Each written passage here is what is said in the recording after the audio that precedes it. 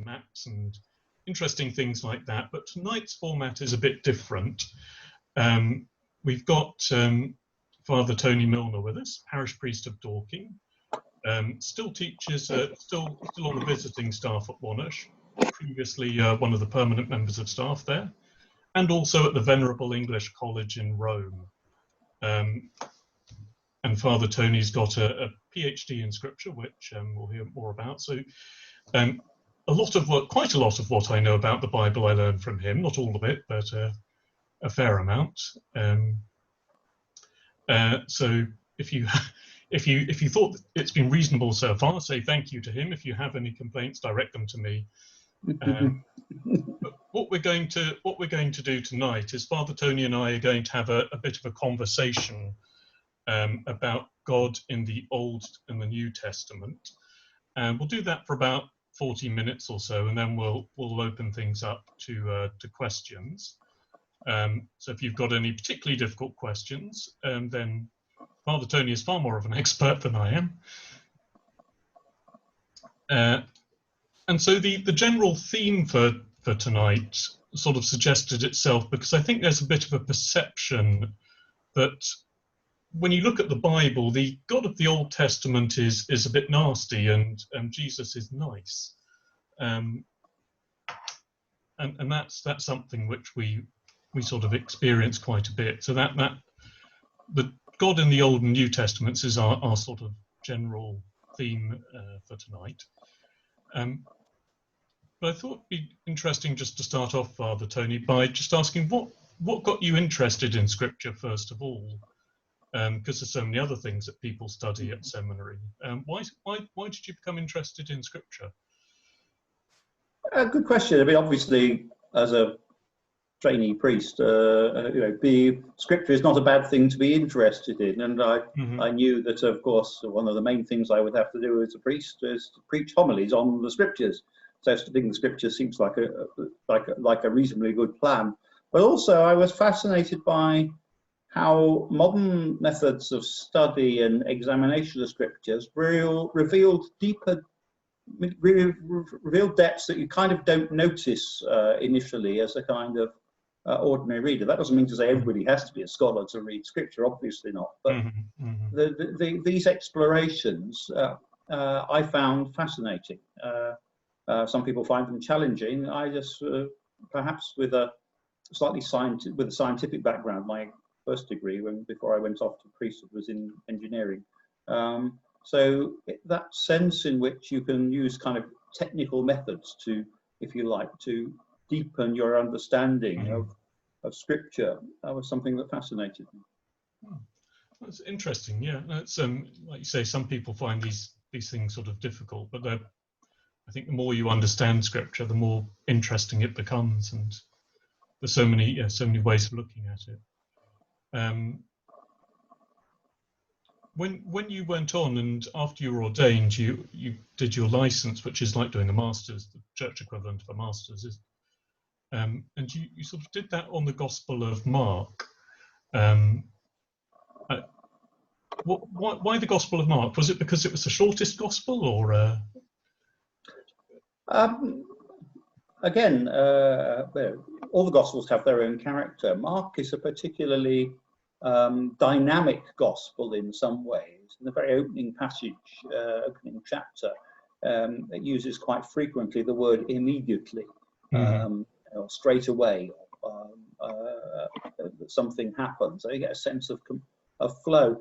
The interesting about Mark's Gospel is it's got far less direct teaching in it than the others. So with Matthew, you've got things like the Sermon on the Mount, and in Luke, you've got a load of parables that you don't find anywhere else. Mark more presents Jesus as a kind of man of action, if you like. But the teaching is there, but it's not sort of quite as direct in the sense it's not just simply spelt out to you. Mark, in the way he writes, makes you think for yourself a bit, if you like. Nowhere more so than the very end of Mark's Gospel.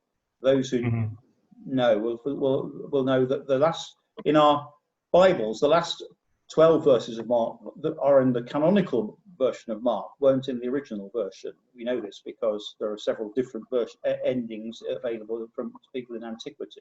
Now, it's still part of the canonical gospel, but Mark, as an author, ended with the women running away from the tomb frightened and saying nothing to anyone, and just stops there after the announcement of the resurrection, which looks very strange. But when you look at how Mark's telling his story, it makes us go back to the beginning and think, well, what's going on here, as it were? And there are so many indicators at the end that point right back to the beginning, but it kind of sends you to go and think a bit more deeply about this.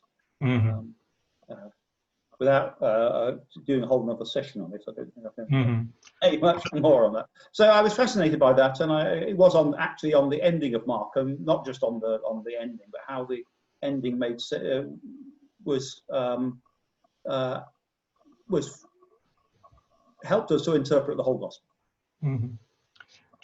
It's interesting, isn't it? Because the way that all the gospels end differently, but do you think there's something in the fact that there's sort of essentially there was a first edition of Mark and then a second edition where you have the longer ending, the canonical ending? Does that, I suppose that sort of tells us something about how scripture is written. It's not divinely dictated, is it? No, it's divinely inspired, of course, but that's not the same thing. Because the human authors are real authors of scripture, but they're acting under God's inspiration. God's inspiration doesn't restrict their freedom. It enables them to use their freedom to the full in writing their gospels, and therefore they use human techniques, normal techniques of writing stories, etc., with the understandings as well. With a kind of, if you like, the conventions of the people of their time. So it is very important to understand, if you want to go to deepen our understanding, understanding the conventions of the time, if you like, the literary genres of the time, as the church tells us we must do, in order to more deeply understand the scriptures. Again, this is for scholars so that they can pass things on. It doesn't mean everybody's got to do big sort of study. But you can't just get something out of scripture by just picking it up and reading it.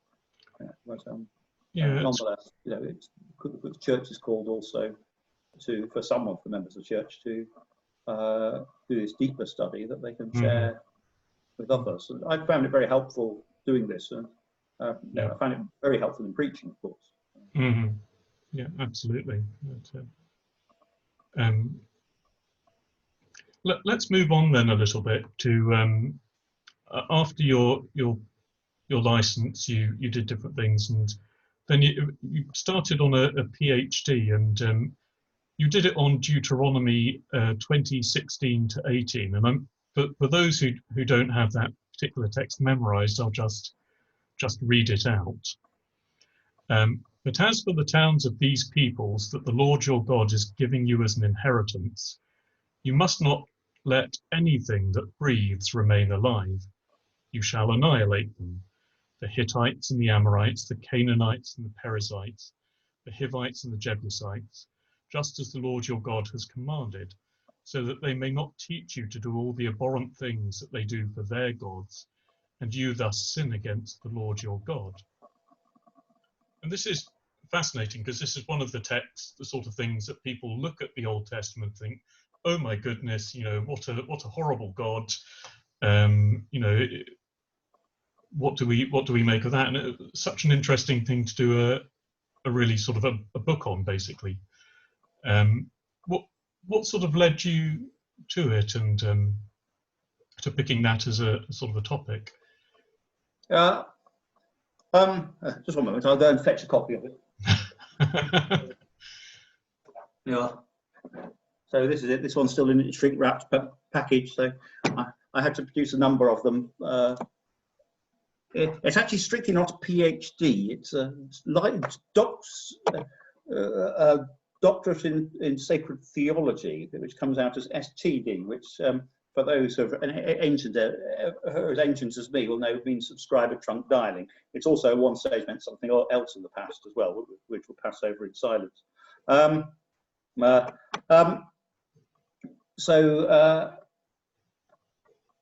when I was a newly ordained priest 27 years and a day ago. Congratulations, by the way, on your anniversary.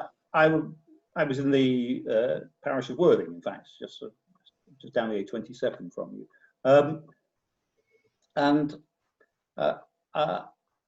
It was that year, I was ordained in 1993, and it was in 1994 we had the Rwandan genocide. And that sort of made me think, you know, obviously we think genocide is abhorrent, yes, okay.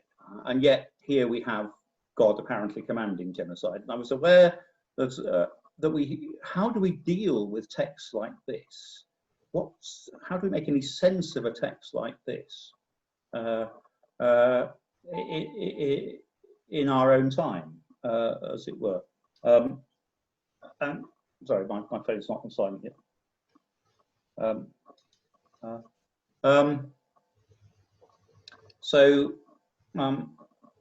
I suppose that was, then I kind of nibbled around the question for quite a while in various different ways, and looked up, so even wrote a short article for the Scripture Bulletin a few years later, sort of trying to struggle with these ideas. But when I was asked to go to Rome as a member of the academics, member of the formation staff there as the academic tutor, there was enough. I had enough time on my hands, as it were, to begin working on this more thoroughly. So I had the chance, and it also, it's good if you're helping people to do the academic side of their work, if you're keeping your academic side going anyway. Mm-hmm. So it was then that I really had the opportunity to really look at it in more depth, and eventually signed up for the doctorates. And then it was probably, I think it was almost exactly 10 years from signing up for it to actually finally getting it sorted, as it were, before I'm getting it published. All that sort of quite a few other duties in between. Yeah, I suppose so. So what do we sort of make of the command in Deuteronomy then? The ban, it's called, isn't it? Yes. Yeah. How do we sort of go about understanding that? Well, it's presented as a command of God to the people through Moses. But when you begin to start digging under the surface, as it were, you know that the scholarly opinion, or the vast majority of scholars believe that the Book of Deuteronomy was written at least 500 years later from the events it describes. Most people locate it about the time, at least somewhere near the time of the exile. Probably several editions. One that goes to the time of Josiah, who was about 40, 50 years before the exile, who was the reforming king in the second book of Kings. And he's presented very positively, Josiah. And of course, you can already see Josiah, Joshua. There's a link between those two things. So it seems to be, the book seems to be written because people didn't write these books just for the sake of history. In fact, you can tell that the books of Kings aren't written just for history, because they refer back to history books for people who want to know just the history. They say, haven't you read the annals of the kings of Israel and Judah? So the Book of Deuteronomy is written clearly with a purpose of, because Deuteronomy is kind of a prologue almost to these books. They carry the same basic theme. So it's written with the purpose of helping the people of Israel deal with the fact that they're under the thumb of various different empires at this time, and how they are to respond to that. And if you look at the reform of Josiah, which there's a story in the Book of Kings where it says they found the book of the law in the temple. and they then went and did a reform following that, and much of the outlines of the reform are the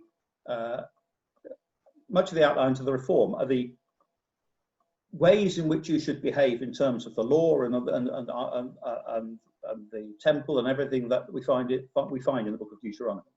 So the vast majority of scholars say that this book that was found in the temple was a copy of Deuteronomy, which had got kind of, or perhaps an earlier version of it from the one we have now, probably. So this book, this reforming book about reforming, about keeping yourself pure, and that's at the heart of this passage, keeping yourself away from idols. The reason that it puts for the destroying of the peoples, which are, by the time this this is going on, is ancient history. These peoples don't exist by the time. So that this law is not really telling people what to do, because there's no. By the time this law is written down, there's nothing like this to be done. So, sorry, I was going to say it's really the opposite, isn't it? It's like, it's like telling sort of British exiles from Queen Elizabeth, to wipe out the Anglo-Saxons and the Picts or something like that. Yeah, exactly. It's a bit like that, because the Jews are in Babylon in exile. It's probably even at the time of Josiah, even before the exile, it's long gone. Of course, whether such an annihilation happened, well, even in the book of, although the book of Joshua seems to suggest it all happened exactly as planned, but then there's some things that actually they didn't do it, get it all done at the end, and also when you read the book of Judges, the picture is rather different. So it seems quite clear that nothing quite like this was ever done. It was at best piecemeal. Now, the fact that there were some that the Israelites, I'm sure, engaged in battles in which they annihilated their opponents was certainly the case, but it wasn't quite on the scale of Joshua. And indeed, even Joshua admits that it doesn't. One stage it says they got rid of them all, then it says actually they haven't. So even Joshua is a bit kind of doubtful about that. What it does say, though, when we're going back to the time of the just under the Babylonia, where the Babylonians are kind of the major force, if you like, at that point between the after the Assyrians, they'd have these two big kind of empires sort of vying over the bit of territory that they were living in, because the territory of Israel happens to be a useful corridor from, if you want to live in Babylon, or which was sort of modern day Iraq, if you want to live, if you're living in Asia Minor, modern day Turkey, if you're living in Egypt, which is still Egypt, to get from any one of those to any of the other roads, pretty much you've got to go through the area which is around the Holy Land. So it's strategic. And so they've been under all sorts of different rulers, and then after the Babylonians, they come under the Persians, and then under the Greeks, and then eventually under the Romans, and at various stages also under the Egyptians, actually, which that's not so obvious in the Bible. So the interesting thing is that when Josiah makes his reform, which is actually between the Assyrian and the Babylonian period. So when these two have kind of fought off, kind of too busy fighting each other to worry too much about Israel. So and both gone back into their shells a bit. This reform, the reform does exactly what it says in Deuteronomy, except for the war bits. So there's no description in 2 Kings of Josiah organising any extermination of other peoples, which would have been the. In fact, there's only one time when Josiah goes to war, and that's a slightly enigmatic story about him going down against the towards the king of Egypt, who I think currently they've kind of made an alliance with Egypt, but they've not really kept, in order to try and keep the Babylonians out and the Assyrians. And he gets killed.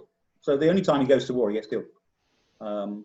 So the implication is that may have been how we did things in the past to keep it pure. We fought wars and battles, and we tried that method, but it didn't work.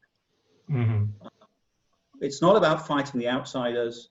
It's about fighting the insiders, ourselves, our own hearts, if you like that. We won't get anywhere by trying to expunge those who might influence us badly, because actually it comes from our own hearts.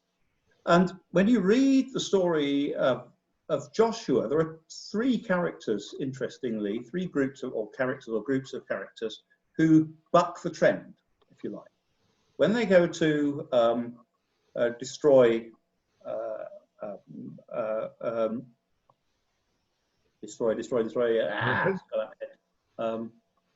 Jericho.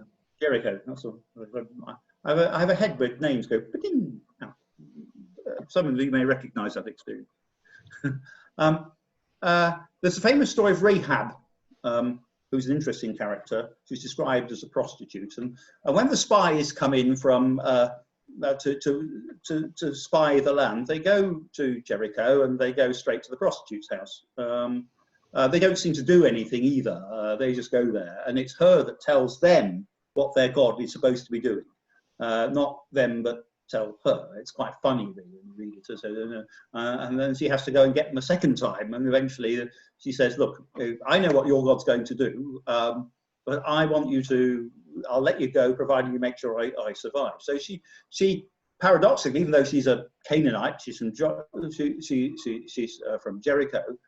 She shows more faith than even those people, even the spies that come in. More, so she shows the faith, true faith of an Israelite, and she survives, of course. In fact, she becomes one of them. Then, after they've got rid of Jericho, a guy called Achan nicks some of the goods which were supposed to have been destroyed as part of this ban. And you need the ban to be ideal. The only way this is going to work is if the ban is supposed to be complete. If it doesn't have to be complete, then none of these stories would work. So the story, the ban is the idea of destroying everything, is a necessary precursor to this story, as it were. So from a narrative point, it's essential. Anyway, you get Achan, who nicks some of the stuff, and they go and try and destroy Ai, and they fail. And they say, well, why did we fail? Interestingly, God doesn't tell them to go and try and destroy Ai at this point. They just decide on their own basis. So that's another question as well. Go and do these things just for your own sake. It's not going to work. But anyway, they fail. They're routed. And then God says, well, you've not kept the ban. You've not destroyed all the goods. Have we? And then they do this thing of drawing lots, and they find out that Achan and his family have nicked all this stuff, so he gets suitably destroyed. And then they go off and battle Ai, and they win. So you've got, and when Achan is described, it describes his. Interesting when we're introduced to Achan, it just says Achan. It says Achan, son of. So Achan is the perfect, pure blood Israelite, if you like. But he has behaved like a Canaanite, if you like. So he comes under the ban. And then another interesting story. And again, this depends on others knowing about about this promise to the ban, if you like. The Gibeonites in a little later, chapter 10, if I remember rightly, they realized that the Israelites won't make any pacts, any covenants with people of the land. Now they are of the land, but they put themselves in all sorts of tattered clothing and that sort of thing, and they go and pretend that they've come in from a long distance apart. No, we're from miles away. We've come a long, long way. Please, can we make a covenant with you? And so Joshua makes a covenant with them. So this ruse they believe about the thing about God, but they're sort of, they're doing this not out of the kind of faith, if you like, of Rahab, who seems to have a deep, but as a kind of more of a kind of way of tricking their way in a little bit. So they survive as well. Interestingly, Joshua is presented as perfectly correct in not putting them under the ban, even though they theoretically should be, because he's already made a covenant with them, and that trumps the ban. So they end up being servants of the Israelites and doing all their hard work, as it were. So you've got three groups of characters. You've got the faithful ones, who are represented by the Canaanites. You've got the less faithful ones, who are also represented by this group of Canaanites called Gibeonites. And then you've got the unfaithful one, who's an Israelite. So the message is, it's not about where you come from or your ancestry. It's about how faithful you are to Yahweh, how faithful you are to the Lord, how faithful you are to God, and how much you believe in that. I.e., it's your internal disposition, not your external heritage, that matters. And if you like, the message of the exile, Deuteronomy was probably, these books probably reached their final form during the exile, is saying the reason this has happened is not because of people outside or anything like that, it's because you haven't been faithful enough.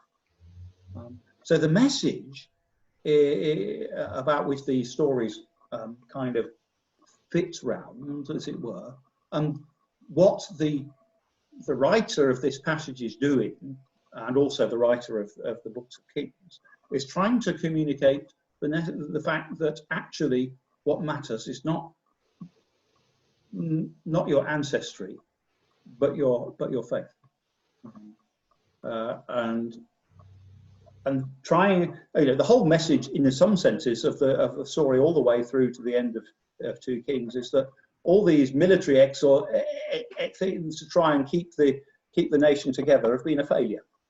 So the message is, you're not going to do it by the sword, ultimately, even if the sword seems to be part of it. But they had to learn that the hard way.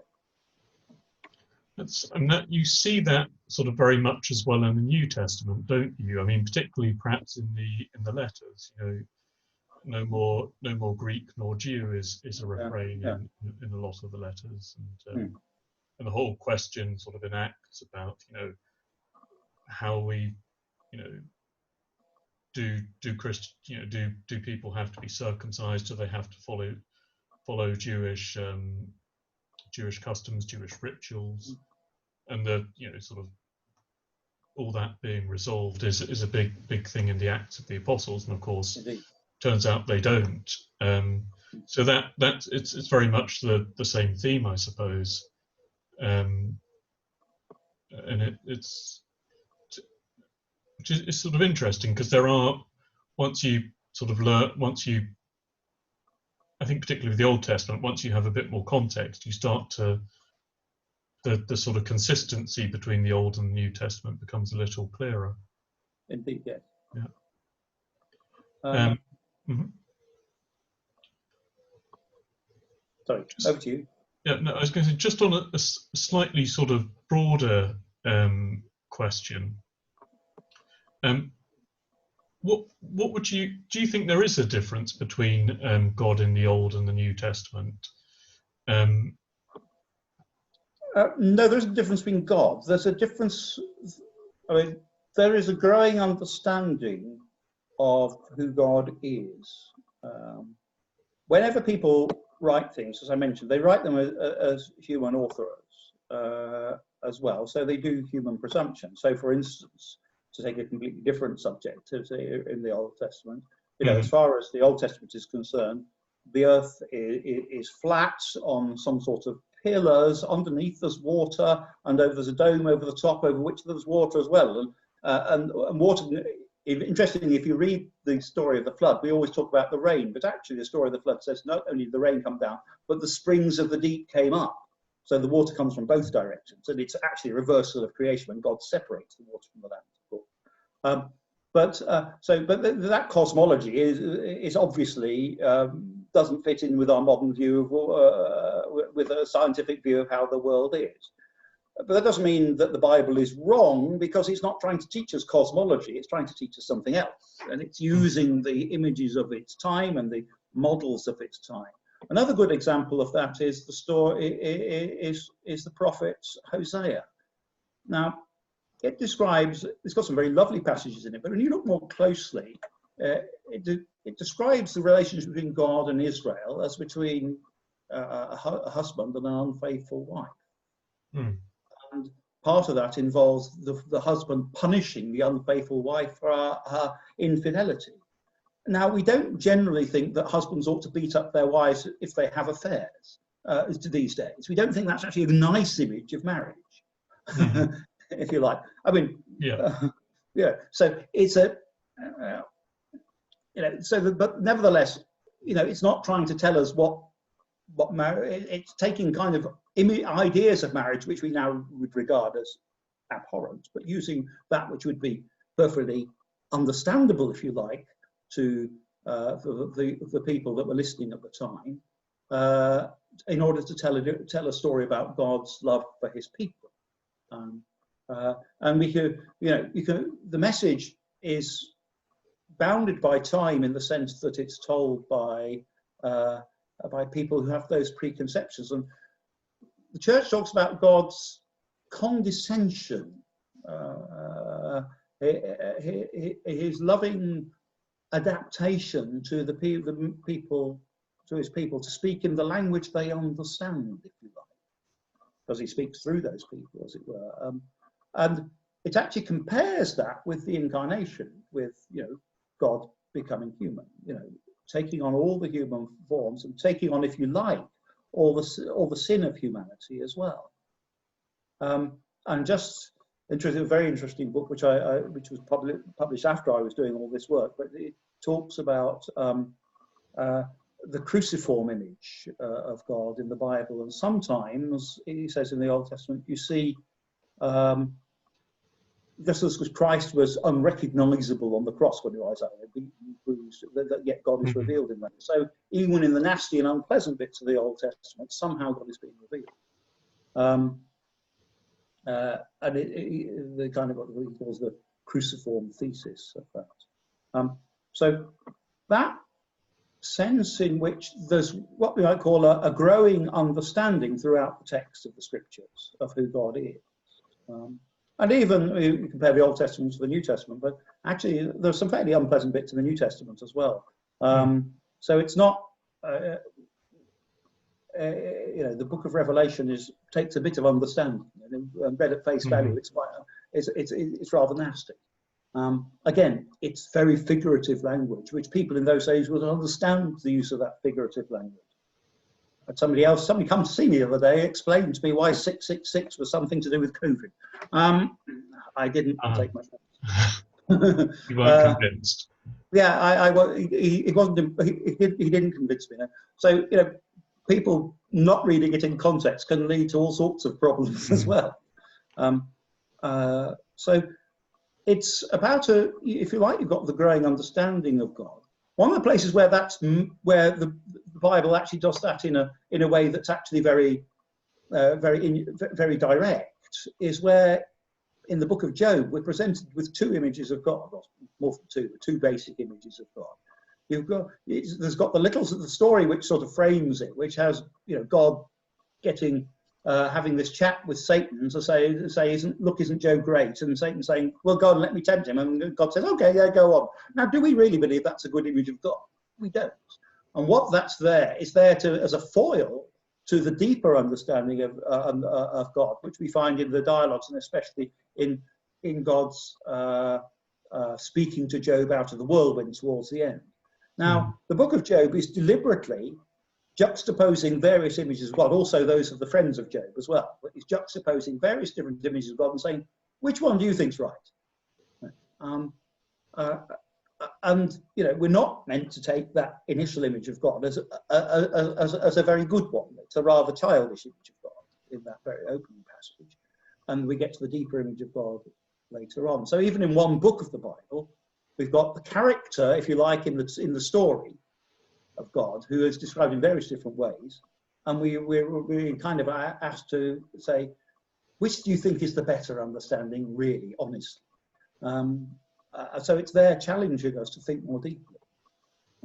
And after all, even the images of God in the Bible are going to be inadequate. That doesn't mean they're untrue, but we understand that, you know, whatever we understand of good, as Thomas Aquinas taught us, is always going to be only the tiniest bit of the truth, if you like, about God. Aquinas famously said that when he finished his Summa Theologica, possibly one of the greatest works of systematic theology and philosophy that the church has ever seen, that's certainly arguable anyway, he describes it as so much straw compared with the reality, because he'd had by that stage some mystical experiences.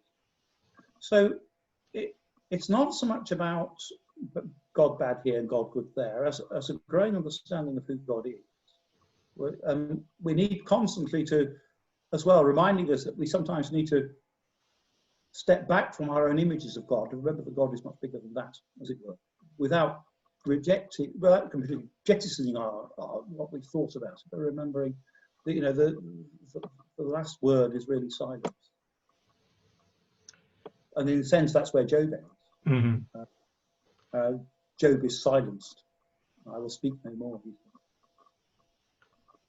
It's interesting how all the different images of all the different images of God within the Old Testament, within, as you say, the book of Job, the Old Testament sort of more broadly, and as people come to understand God better, sort of, is there a sense in which with the Gospels we get simply the clearest image of God with Jesus? Would that ultimately the true image of God is Jesus, and the Gospels point us towards Jesus. Jesus is the revelation, and the Scriptures are witness to that revelation. And the Old Testament, the text of the Old Testament are seen in the New Testament as pointing towards Christ.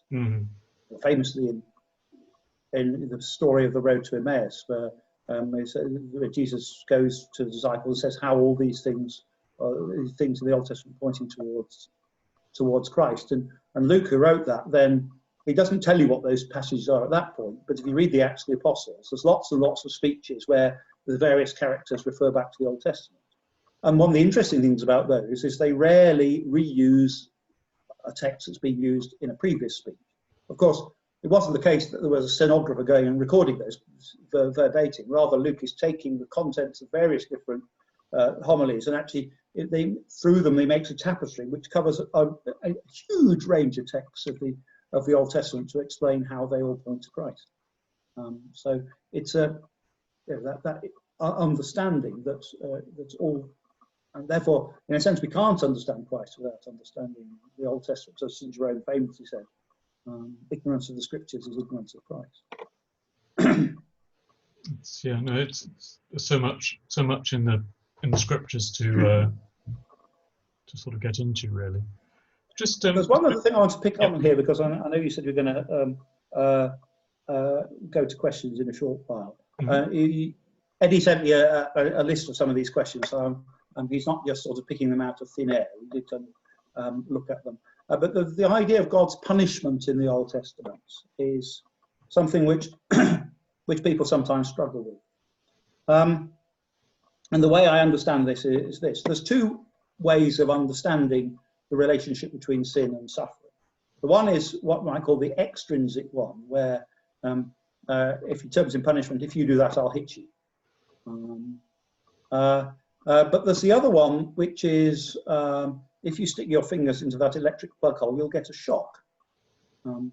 Now, that's true, and it's a warning, if you like.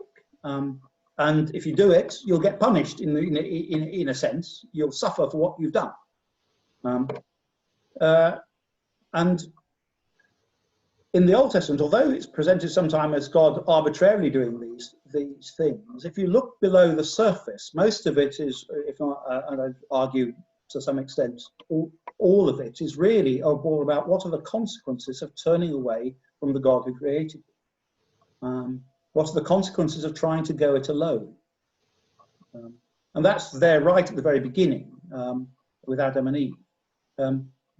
God creates Adam and Eve, and then he's also given to Adam the animals, and Adam's named them, so he has authority of the animals. So you've got a model of authority where God is the supreme authority.